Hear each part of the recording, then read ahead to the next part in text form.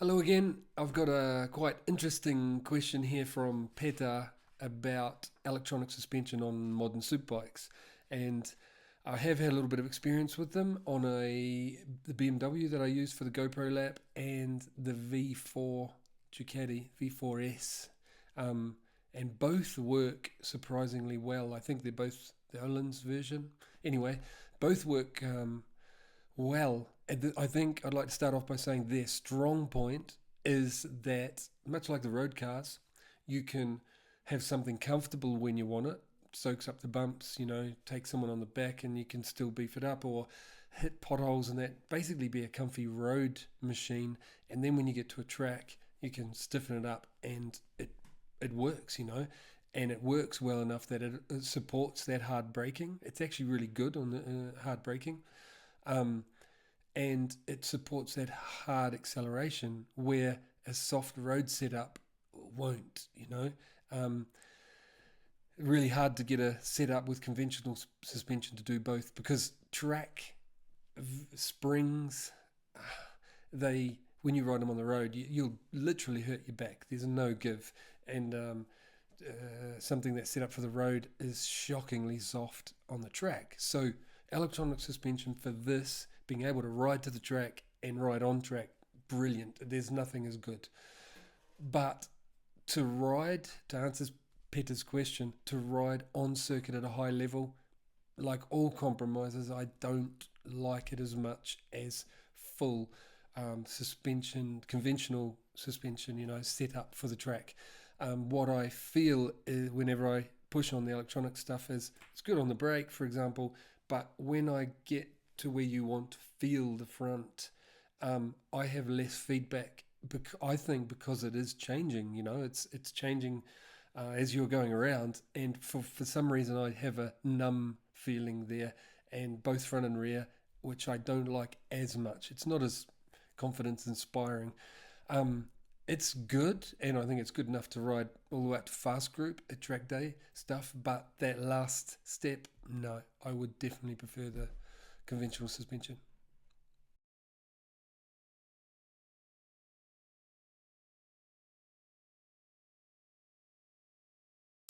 So the next question I've got in front of me is confidence, and I'd like to start by saying I'm a little bit nervous with this one because it's not easy.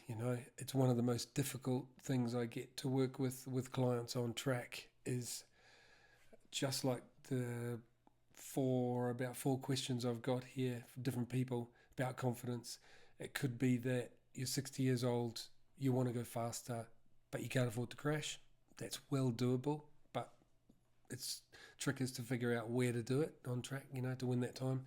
Um, and whether you're coming back from a crash, building confidence up again, or whether you're just stuck on a lap time and can't figure out how to make that next step.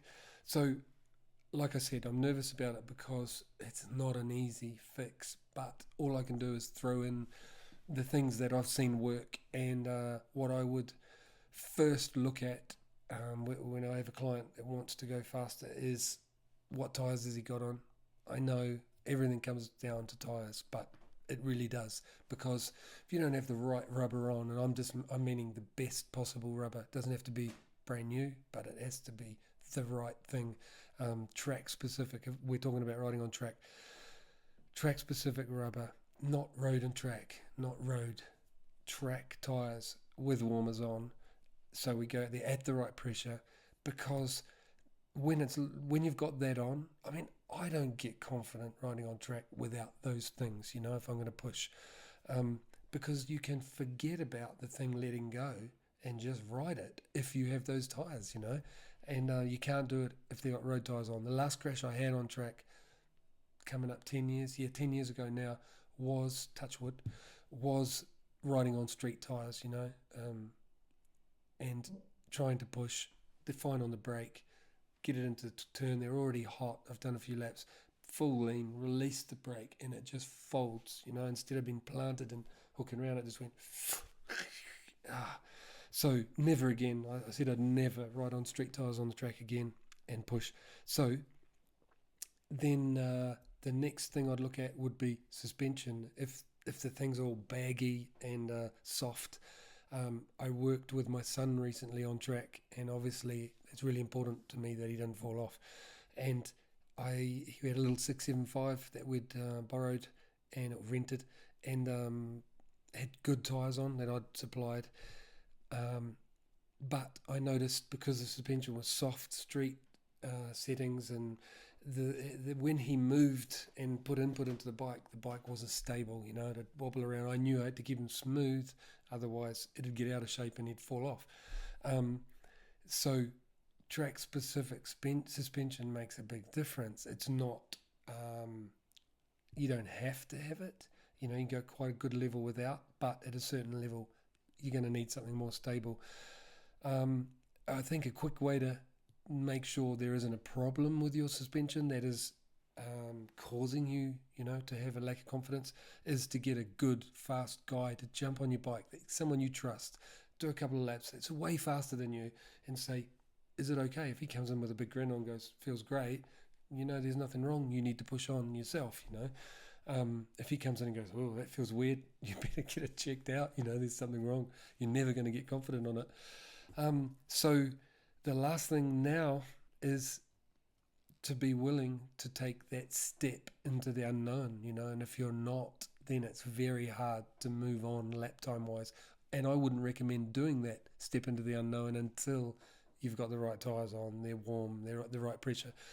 But then I'd say the most common area that I see lack of confidence is entry, people staying on the brake too long. That I would say 8 out of 10, that is the area that they're, because entry, if you're going, oh, I'm going a bit fast, and you have confidence by staying on the brake too long, you've slowed it down too much. By the time you release that brake, you don't need to go to full lean because there's not enough speed to need that. You'll go up the curb on the inside, so you're at 3/4 lean around the turn.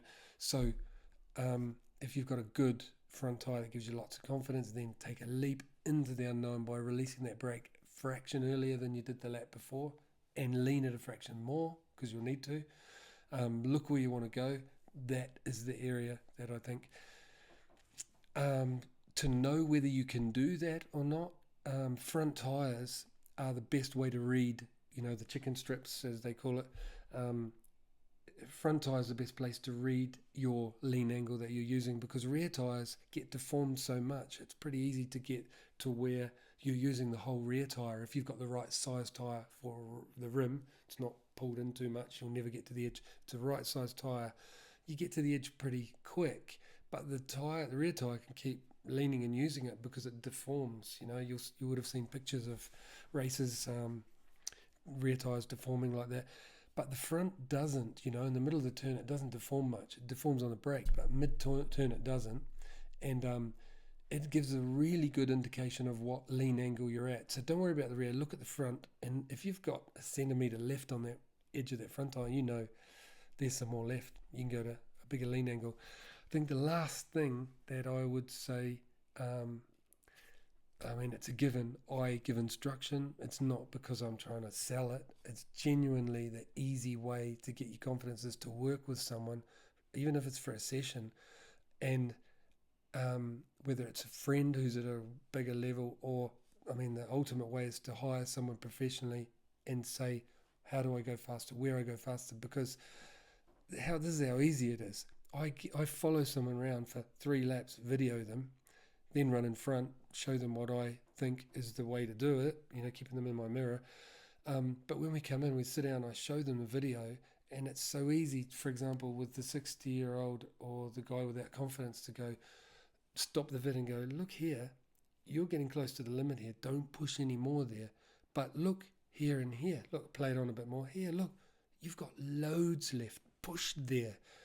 And I think that's the safest, quickest way to go faster without any risk. Hey, in general, I hope this helps give you some ideas.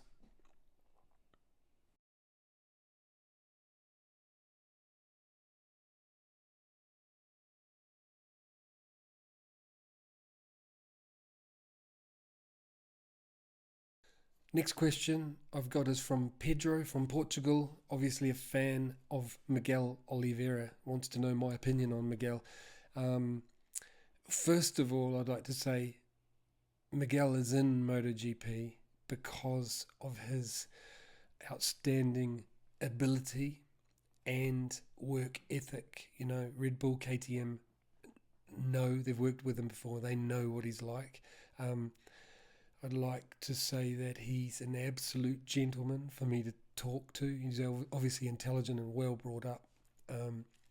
And then last year he was a rookie on a MotoGP bike that was not the MotoGP bike to be on, especially as a rookie. The KTM had a tough time last year. Everyone that rode it said front end, feel confidence turning, and it's very hard to ride fast against the best guys in the world on the best machinery in the world when you have that problem or handicap. Then he got taken out, I think, by Zarco at Silverstone and got the shoulder injury, was battling with that a lot of the year. Gets to Phillip Island, gets blown off the track by that howling wind. I was there that day. It was a horrific crash. We've got to give Miguel a break. He had a horrible year last year, not of his doing, and then 12 months on, the KTM has really made some progress. Everyone on the 2020 MotoGP bike that KTM have made is a lot more positive. You look in KTM Tech 3 garage now, and which is my job, looking in garages, the body language from not only riders but the mechanics is so much more upbeat. They can, and they've told me the machinery is so much better. They're really happy with it, and they weren't last year. And I think now Miguel is on the right path. Meaning hopefully his shoulder's coming back. He's got the right machinery. If we have some more races in 2020, you're going to see what Miguel can do. And if you doubt his, because he's such a gentleman and well educated, if you doubt his ruthlessness, I'd like you to go back, watch some Moto2 races. That's why he got the job.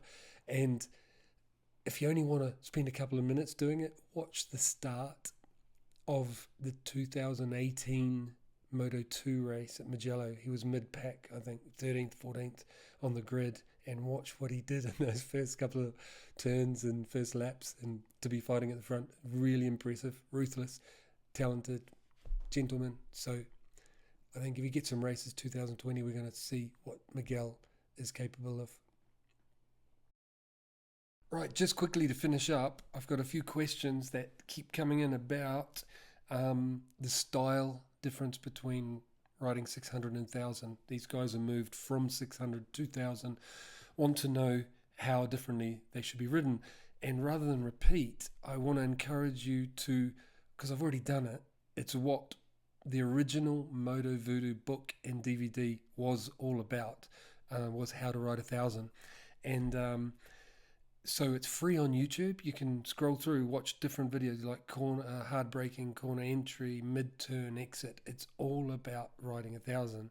And otherwise, if you prefer to read a book or understand a different language, the Moto Voodoo books are the original one, not Moto Voodoo 2. The original one is in French, Spanish, German and English, and it breaks it right down. Obviously you can take it to the track, and that's what it's about.